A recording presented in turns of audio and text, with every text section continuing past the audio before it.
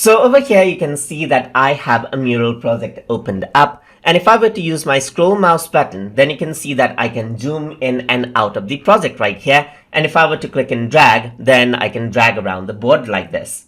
But if I want to change around the navigation settings to suit more for a touchpad, for example, then you can go to navigation settings right here. And here instead of mouse, you can go around and click on trackpad mode. So once you do that, you can now use your trackpad's zoom feature and two-finger swipe to move out. So if I were to use my scroll mouse button, it actually scrolls out. And if I were to click and drag, you can see that it changes into selection mode right here.